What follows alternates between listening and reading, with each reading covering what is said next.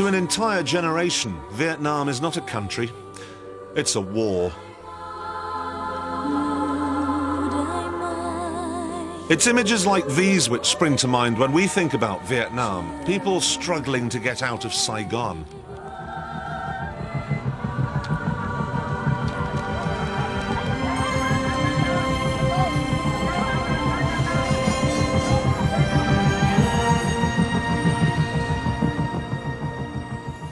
Since the last US helicopter left, we've heard an awful lot about Vietnam from the Americans, but almost nothing at all from the country itself. The communists had won, and for 15 years, the whole place just seemed to shut down. Today, it's opening up again.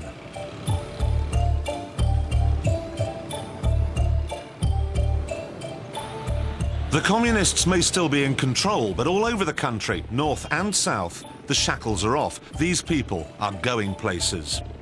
Everyone has learned to forgive and forget. Children may still play football under the watchful gaze of Lenin, but today, Marx mixes it with Murdoch. Later this year, they're even opening a stock exchange.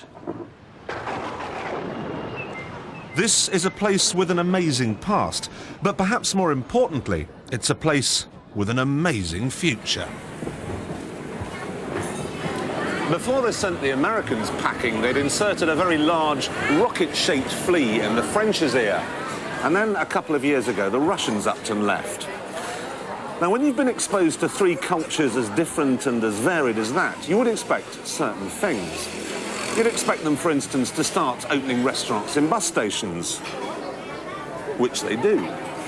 You'd expect the food to be a right old hodgepodge, sort of nouvelle cuisine cabbage burgers every night. But on that one, you'd be wrong. The food here is a sensation. The cars they drive, however, are not. Mind you, not half as glad as they were to see the back of the Americans.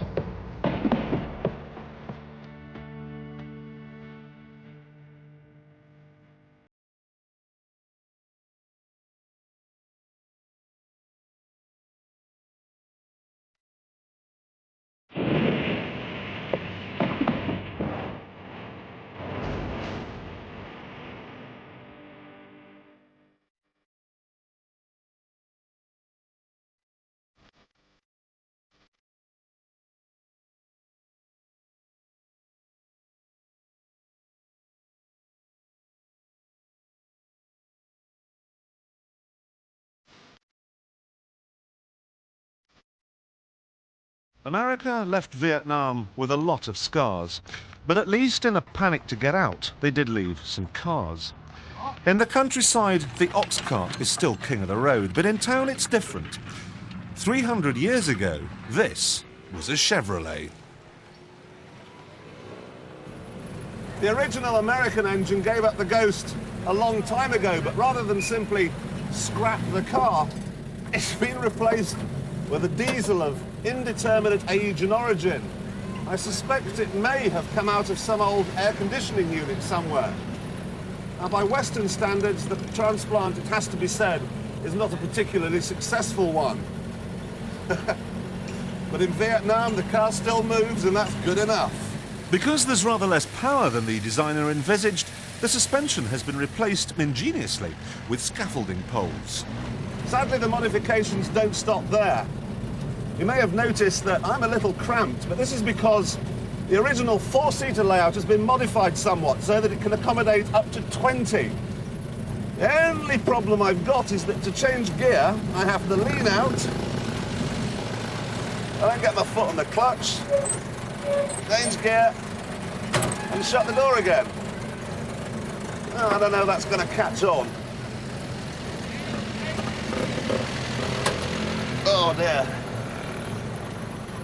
So what about the French? They ran Vietnam for years. What traces have they left behind? Well, in Hanoi particularly, there's some beautiful buildings. There's a certain sense of style, and anyone who's tried to cross the road in Paris will feel quite at home here.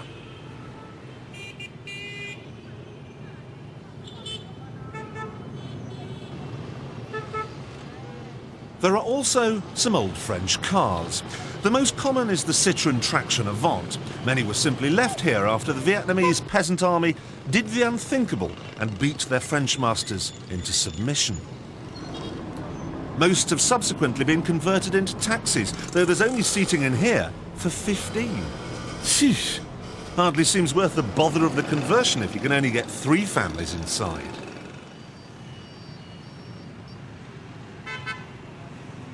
The first time we saw a Renault Dauphin, there was a great deal of pointing and wanting to go to the lavatory with excitement. But we were soon bored. They're everywhere, belching smoke and breaking wind. We were never bored, though, when we saw one of these. It could almost have been designed specifically for the leafy boulevards and avenues of Saigon. After a morning spent thrashing the natives on the rubber plantations, the French would climb into their Peugeot 203s like this one, the French equivalent of the Morris Minor, and they'd pop down to the Vickers for tea and garlic. It was all just too agreeable. For the French, anyway.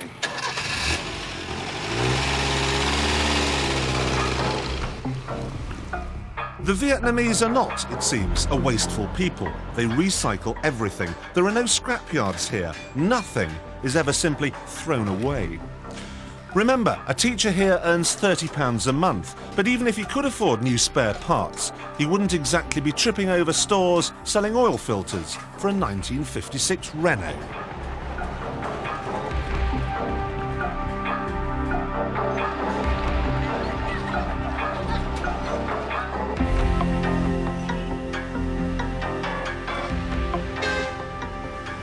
If ever they get round to introducing an MOT test here, everything would fail.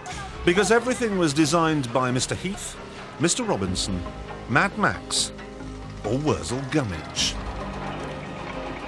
If you have one engine, at night it powers your house. On market days it goes in your truck, and at all other times it slots in your tractor.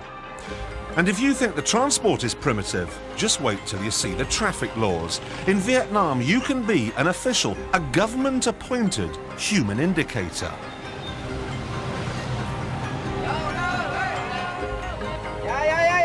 All you have to do is hang off the bus, shouting at people on mopeds. It's a system that doesn't work very well. Now, you'd think that in a country with not much in the way of a highway code, a Porsche 911 would be the keen driver's idea of heaven. Until very recently, this was the only fast car in a country of 70 million people. It sounds like fun, but as Finnish expat Matti Nurmi explains, it isn't. Of course, it is not so usable here. You cannot use the top speed in the town itself because the traffic is really bad. But there is few places. Example, when you go to airport, there you can a little bit speed up. One-sided top speed to 65. 265 kilometers an hour? Yes. They have the rules, but they can't enforce them. No, it's working more with feelings, not with the rules. And the people like someone, it's always, everything in Vietnam working like this. And the people working with feelings. When the police feel that it's something nice, they don't pay attention, they're happy. In fact, every Vietnamese we spoke to said the Porsche was silly, too expensive and too small. What you'd expect, really, from a country that hasn't been properly introduced yet to the idea of four-wheeled motoring. In Vietnam, the moped is a works van. It's a butcher's truck. It's a police car. It's a family saloon, even. Already, there are 6 million mopeds in Vietnam. Except, let's be accurate. Let's at least get the name right. Out here, the moped is known as a Honda. Honda has the market completely sewn up. But not any old Honda will do. It has to be the dream. This is what all the young dudes want. If this was a company car park, this would be the boss's Jag. What they like is the electric start, the 100cc motor, and the fact it's got seating for 5.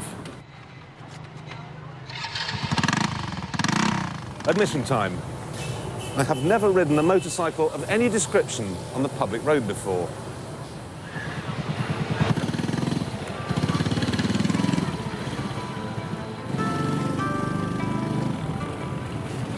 That is a morale booster. It's actually not too bad. Once I'd mastered the bike and discovered that you can ride on whichever side of the road takes your fancy, I became only mildly terrified. You need to remember that while traffic lights are only advisory here, people have paid £2,000 for their dreams and they'll do anything they can to avoid a crash. They also avoid taking a test and wearing any form of protective clothing. The law says you have to wear a crash helmet, but the law also says that all bars and restaurants must close at 11:30. And I didn't get in last night till 4 a.m. Small wonder they call these people the Italians of Asia. You can buy lots of things at the side of the road, busts of Ho Chi Minh, dead dogs, you name it. But you see if you can find a petrol station.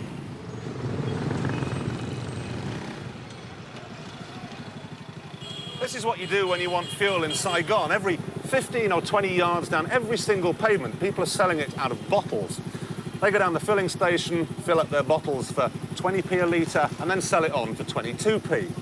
But I'm not going to buy any because the word on the street is they top it up with mazola, paraffin, water, and only the very best will do for my dream. But the plasticky reliability of the dream is not for everyone. In the same way that old cars are now being restored, old bikes are getting a new lick of paint and some more chrome.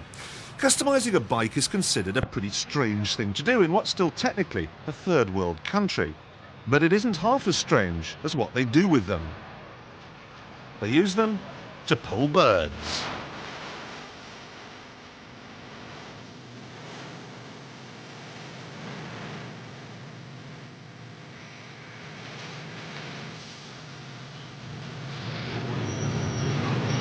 And then, on a Sunday night, everyone under the age of 20 gets onto their hobs and goes for a spin. It's a time for flirting, it's a time for having fun.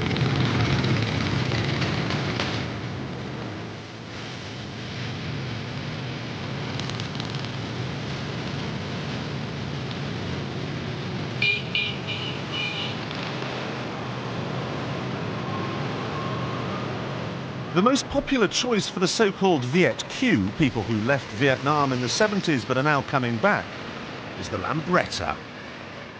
It's different. Well, first time I saw it, it looks different than any other bike. And I like different things. I don't like to be the same as the typical people that I have here. Lambretta, I consider it to be a poor people bike. You know, it's for a lower class. If you ride one around, you consider it to be like, you know, not fashionable and not updated. But when it's chromed and tarted up, these guys are the coolest dudes in town. Except for that bloke in the 911, of course.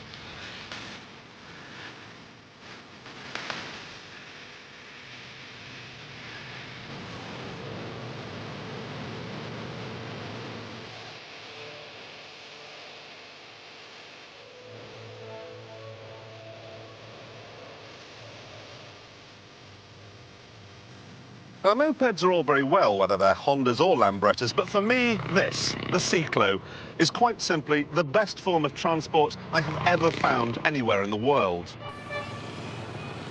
It's elegance personified, and it must be said, quiet too. But for the engine, Dith Pram back there, it's not so good. Frankly, he doesn't want to spend the rest of his days wheeling big noses around for 50 cents an hour. He has seen what's happened in Thailand. The government has seen what's happened in Thailand and Taiwan and Korea and every other country in Southeast Asia. The Vietnamese have had a look at what they've got and unsurprisingly decided they want to leave the Middle Ages and help themselves to a slice of the action. Tourism, of course, is one answer. But the trouble is, at the moment, the only sort of people who are coming to Vietnam are the hearty backpackers, bearded Australian vegetarians who come here for a month, spend $32, and the only souvenir they go home with is a bout of diarrhea. What Vietnam needs are the big spenders. The sort of people who want ice machines on every street corner, subterranean swimming pools, hot and cold running satellite television. They want the impossible. They want to gaze upon a 13th century vista from a 21st century hotel balcony.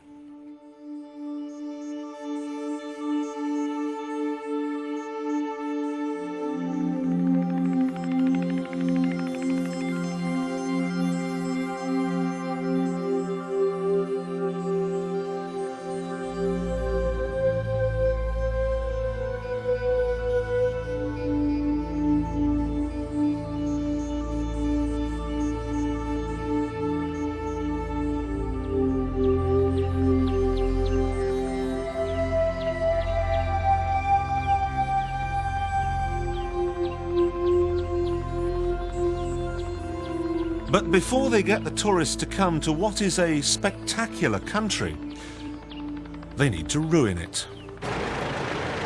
And they are doing. Hotels are popping up like mushrooms after a summer shower. And new roads are being built too, but not for cars. Vietnam is hoping to succeed where the rest of the world has failed. They want to get people off their bikes, not into cars, but onto the buses.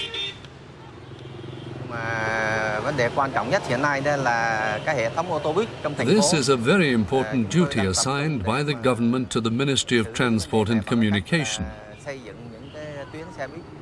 We have a plan to build bus lanes so that by the year 2000 we hope to convert 40 to 50% of the cyclists and motorcyclists to bus passengers and to limit, step by step, the number of cycles and motorcycles driving on the road.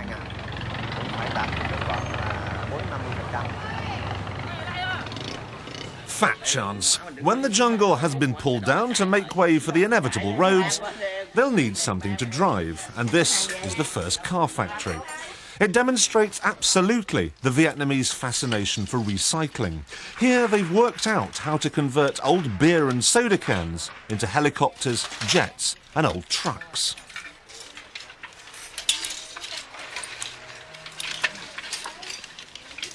It's all very clever, but you can't help wondering whether this remarkable ability qualifies them to build the real thing, to take on Japan and Germany. Nevertheless, they're going to give it a go. It's embryonic right now, but Vietnam is getting itself a car industry. But it's this street, this almost medieval backwater in the backside of Hanoi, that plays host to the biggest surprise of all. A factory just behind these houses is about to start making the ultimate driving machine, which it'll need to be if it ever wants to get out of the place. Yep, you'll be able to go down to your local BMW dealership pretty soon and say, was my car made in Munich or was it made in Vietnam? This is the production line. Quiet now, but by the time you see this, it'll be a flurry of activity as the chaps grapple with the problems of building a car as complex as the 525i. Mercedes is king throughout Asia, but BMW, with its lower prices, is out for blood. They still won't win though, because out here, BMW is a car maker. Mercedes-Benz is a deity. This battle between Merc and BM spilled over to the first ever, rather ritzy, Saigon Motor Show. Daimler-Benz won the first round by not turning up, saying the no-show made them appear even more exclusive. BMW exhibited a fully imported 7 Series, cost £200,000. This show, to the average Vietnamese, is rather like the Farnborough Air Show in Britain. I just love to go along and look at those Harriers, but I'm a few million quid short of actually buying one. It's unlikely that, despite the crowds, a single car was sold here. What the manufacturers are trying to do is create themselves an image, using all the old tricks to make themselves look glamorous. It's a sort of mating dance, but the rewards will be a long time coming. Right now, even with the boost from home-built products, just 10,000 cars a year are sold here. By comparison, Thailand today is 500,000 units a year, and by 2000, people say it'll eclipse 1 million. So a very small market here, but rapid growth. And that's what's interesting these European and American companies. So maybe within 10 years, everyone that now has a moped or a bicycle will have a car. Oh dear. I'm confident that with the lessons of Thailand and other countries, Vietnam would learn to minimize the impact of the arrival of cars. What we are seeing now is a massive number of motorbikes, and I keep telling my board that one day, when we could replace every motorbike by a car, I think I'll be okay. But perhaps I wouldn't want to live in Saigon. You're not joking, mate. Vietnam shouldn't be looking to copy the rest of the world. We should be copying them. It's incredible, isn't it? A city of 4.5 million souls with a transport system that actually works. Trouble is, the car companies are coming now with their clever advertising and their shiny hubcaps, and they're going to wreck it.